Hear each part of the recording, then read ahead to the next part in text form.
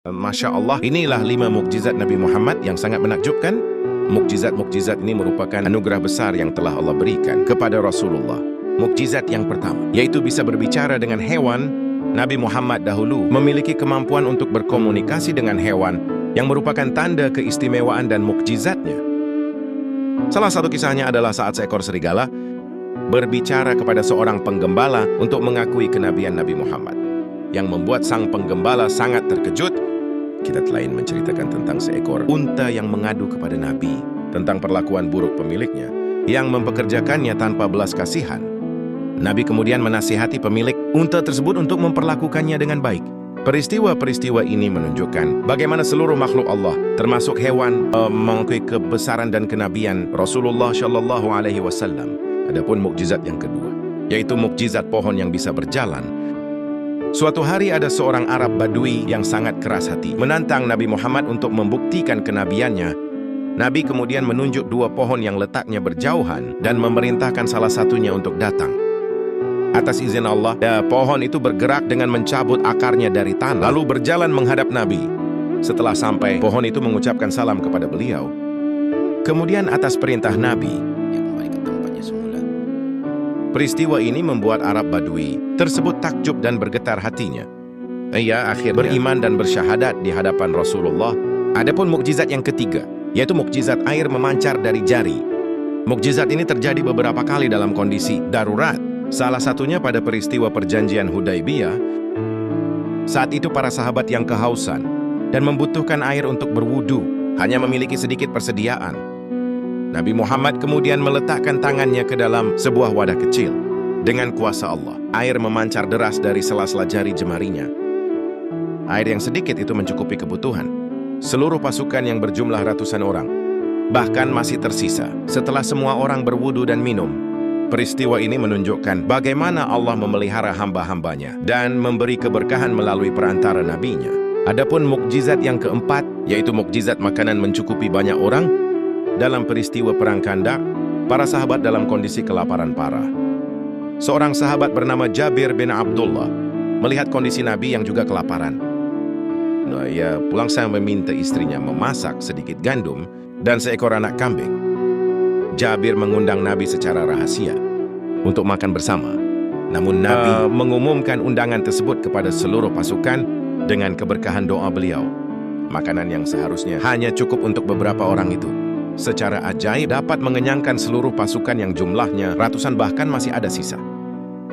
Mukjizat ini memperlihatkan kekuatan doa dan keberkahan yang Allah kepada nabinya. Adapun mukjizat yang kelima, yaitu mukjizat awan yang menaungi. Dahulu Nabi Muhammad selalu dinaungi oleh awan, baik saat beliau masih kecil maupun setelah menjadi Rasul. Salah satu kisah yang terkenal adalah saat beliau kecil ikut pamannya Abu Talib berdagang ke Syam. Seorang pendeta bernama Buhaira melihat tanda-tanda kenabian pada diri Nabi Muhammad kecil, termasuk awan yang selalu menaunginya dari terik matahari. Setelah dewasa, mukjizat ini juga terus terjadi dan menunjukkan perlindungan ilahi yang senantiasa menyertai beliau dalam setiap perjalanan dan aktivitasnya. Ya Allah, semoga kita semua mendapatkan syafaat Nabi Muhammad di akhirat kelak. Amin.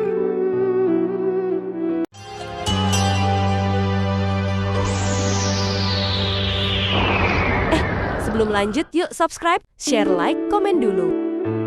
Yang sudah subscribe semoga diberikan panjang umur, murah, rezeki, sehat, sukses selalu.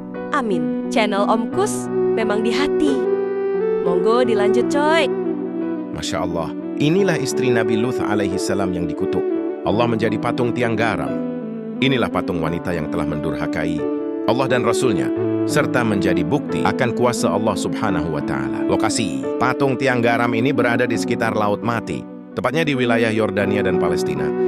Menurut kisahnya, dahulu istri Nabi Lut dikutuk menjadi tiang garam karena ia menoleh ke belakang saat melarikan diri dari kehancuran kota Sodom dan Gomora. Hukuman ini diberikan sebagai konsekuensi atas ketidaktaatannya terhadap perintah Allah subhanahu wa ta'ala. Hal ini juga menjadi bukti bahwa tidak ada privilege bagi keluarga seorang nabi pun apabila di antara mereka ada yang ingkar dan durhaka kepada Allah dan Rasulnya. maka ia akan mendapatkan balasan atas kedurhakaan itu. Dikisahkan dahulu, di sebuah negeri yang dipenuhi kehijauan dan air, berdirilah kota-kota yang makmur bernama Sodom dan Gomora. Namun kemakmuran itu tidak diiringi dengan ketaatan. Penduduknya terbuai dalam dosa dan maksiat, tak mengenal batas dan melupakan Tuhannya. Di antara mereka hiduplah seorang nabi yang saleh, yaitu Nabi Lut alaihi salam. Dengan sabar beliau senantiasa menyeru kaumnya untuk kembali ke jalan yang lurus. Tetapi hanya sedikit orang yang mendengarkannya. Sayangnya istri Nabi Lut, hatinya telah terikat pada keburukan kaum Sodom hingga menolak ajaran sang suaminya. Pada suatu malam yang gelap, pernah ada tamu yang datang ke rumah Nabi Lut.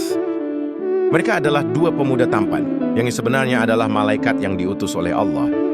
Istri Nabi Lut yang hatinya sudah gelap, secara diam-diam memberitahu kaumnya tentang kedatangan tamu-tamu tersebut.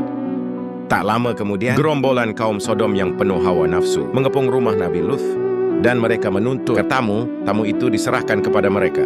Nabi Lut lantas memohon kepada mereka dan menawarkan apapun, asalkan mereka tidak menodai kehormatan para tamunya.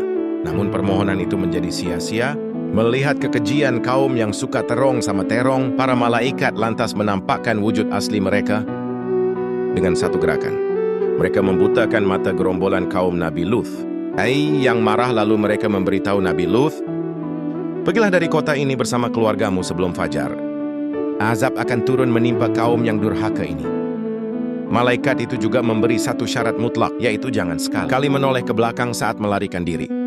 Maka di tengah malam yang sunyi, Nabi Lut bersama putri-putrinya melangkah pergi dari kota Sodom, namun istri Nabi Lut masih ragu.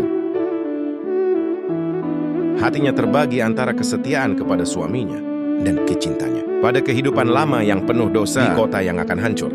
Ia berjalan di belakang mereka dengan langkah yang berat, terus berpikir tentang segala yang akan ia tinggalkan. Saat azab turun, langit menjadi pecah.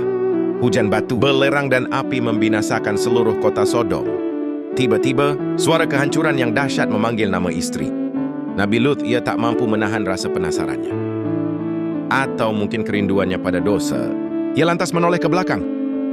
Saat setelah ia memandang kota yang sedang dihancurkan, tiba-tiba tubuhnya membeku dan perlahan berubah menjadi patung. Tiang garam hukuman itu menjadi saksi bisu atas ketidaktaatan dan pengkhianatannya. Ia lantas meninggal di tempat yang sama dengan kaum durhaka yang ia cintai. Saat ini di sekitar Laut Mati, terutama di sisi Yordania, berdirilah beberapa formasi tiang garam yang tinggi. Menurut kepercayaan setempat, formasi itu adalah sisa-sisa tiang garam istri Nabi Lut. Patung tiang garam ini seolah berdiri sebagai pengingat akan hukuman bagi mereka yang memilih untuk mencintai dunia fana daripada ketaatan pada Tuhan. Kisah ini mengajarkan bahwa ikatan keluarga akan menjamin keselamatan jika hati telah menolak kebenaran ilahi. Ya Allah, semoga kita semua dijauhkan dari sifat buruk kaum Sodom dan istri Nabi Lut ini. Amin. Terima kasih sudah menonton. Sampai jumpa di video berikutnya. Channel Om Kus memang di hati.